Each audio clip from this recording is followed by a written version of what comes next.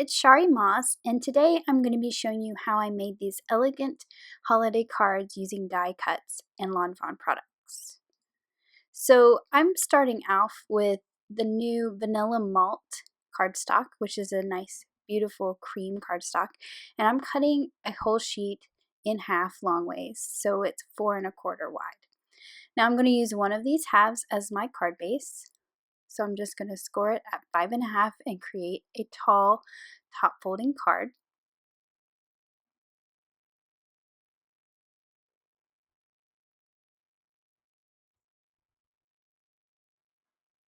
And then the other piece I'm actually going to cut in half at 5 1/2 inches, and I'm going to use one side of it as a panel for the front of my card.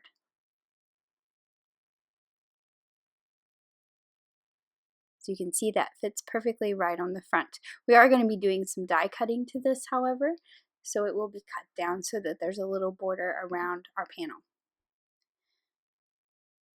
So I have some adhesive sheets from Scrapbook Adhesives.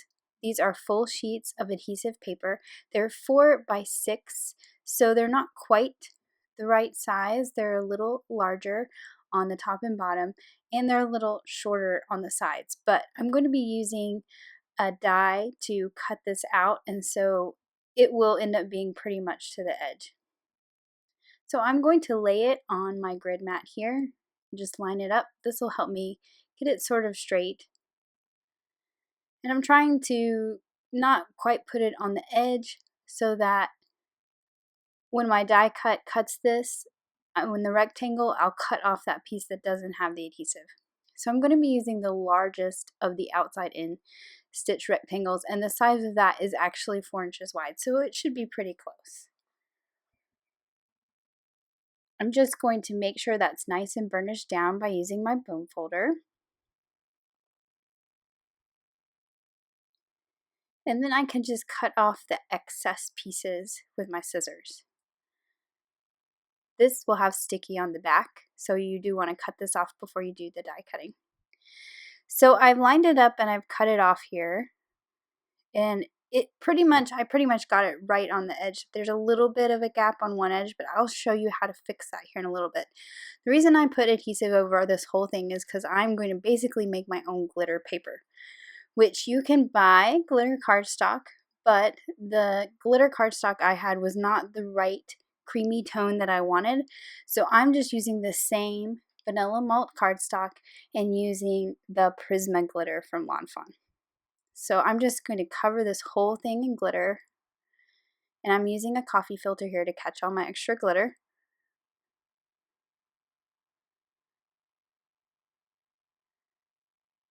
And the goal from this is to make 2 cards out of 1 panel.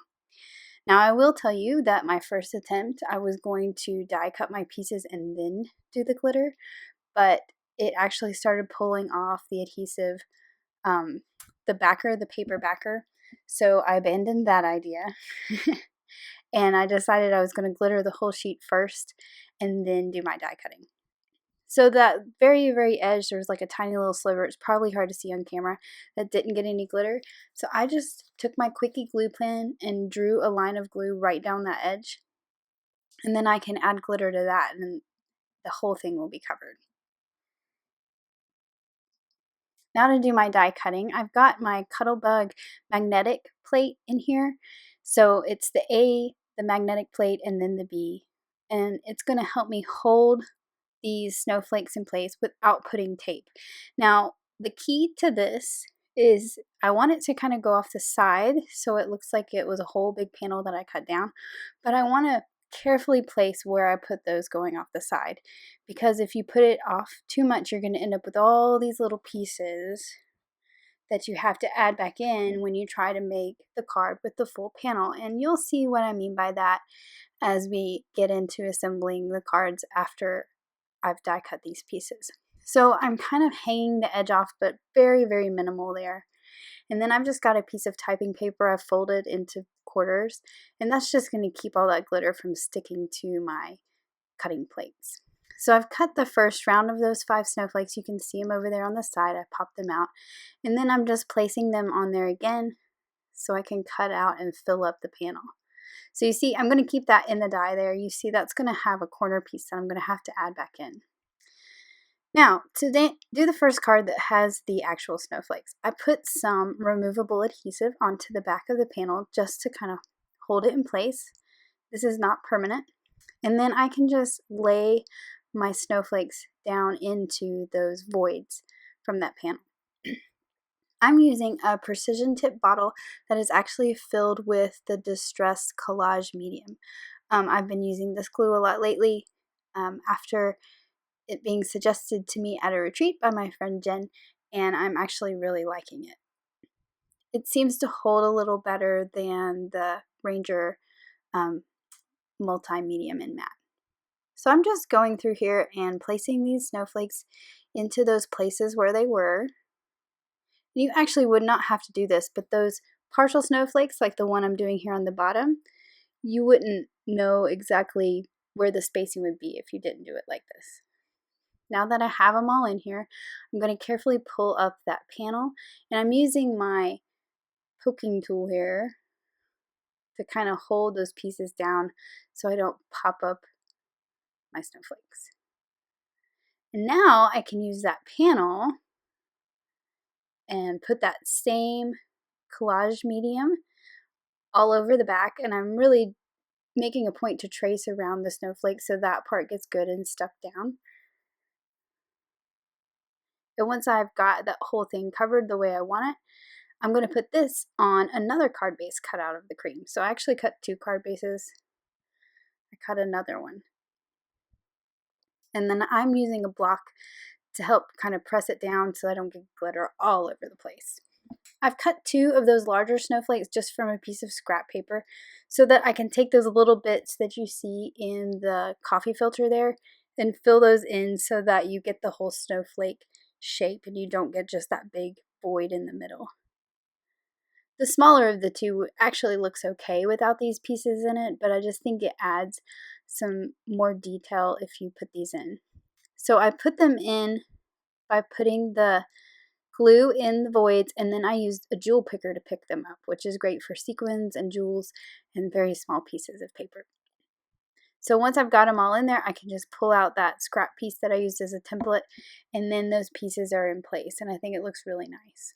So here's my 2 card bases, the one with just the snowflakes and the one that uses the negative, which actually is my favorite of the 2.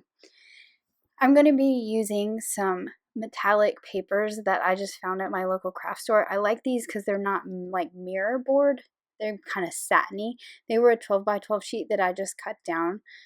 And then I'm using the Scripty Mary and the 4U to die cut. I also cut out a couple more of the Mary and the 4U out of that same cream cardstock. I'm going to stack them on top of each other again using that same glue just to give it a nice, thick, hefty sentiment. That metallic paper is not as thick as the cardstock. It's a little more flimsy, so this kind of gives it some nice sturdiness to it. So once I have those stacked up, I'm just going to stack on top the gold Mary piece that I cut. And I did 3 cream pieces under that. I only did 2 under the 4U. So I have this metallic Nina cardstock here, and I'm using the white one, and I've just cut a strip that's 1/2 inch wide. It goes all the way across the card, so it's 1/2 inch by 4 1/4. And I'm just going to heat emboss the Christmas from the Happy Happy Happy add-on set with the rose gold embossing powder. This paper has that metallic finish, so it's kind of hard to just stamp on, so that's why I'm doing the heat embossing. I also like the rose gold color to contrast with the gold of the Mary.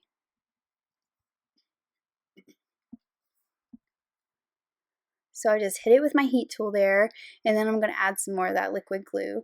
And I'm using the liquid glue because it's going over glitter and it's not completely flat because I'm going to overlap these snowflakes. So I want that liquid glue to kind of squish into the voids and hold it nice and tight. And I'm using my grid mat, which got a little wonky in the camera, but I'm using that to make it straight. Now I've fixed it. And once I've got that little banner down, I can add my Merry sentiment right above it. And I like having the Y, the lower part of the Y, overlap the banner. I just think it kind of snugs up the sentiment nicely. So I usually put a block on it so it'll dry nice and flat. Now I'm going to add the For You. Again, this one isn't as thick. I only put 2 pieces of cardstock underneath it instead of 3. But it still has some dimension to it and pops off the page. I really love that coppery color. Now I've got some sequins from Neat and Tangled. I think it's Snowfall, I believe. And I like these because they're clear sequins as well as like a frosty white sequin. So they just add some blinginess to it without taking away from the background. On this one that I have so much glitter going on, I actually used some of the little jewels from Little Things from Lucy's Cards. I used some of the clear ones, the ice jewels, and I also used some of the white ones that have an iridescent sheen, the bridal jewels. And I decided on this one I was going to make sure I place these between the snowflakes so they're not overlapping the snowflakes, kind of like if it was a patterned paper and these were the little specks that fill in between the snowflakes.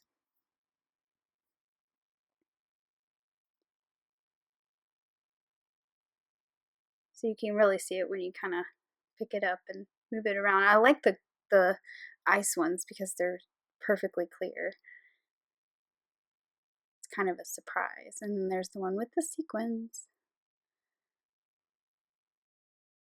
And here's a look at both of those cards side by side. And here's a little bit of a closer look. Thanks for watching. Have an amazing day. Bye.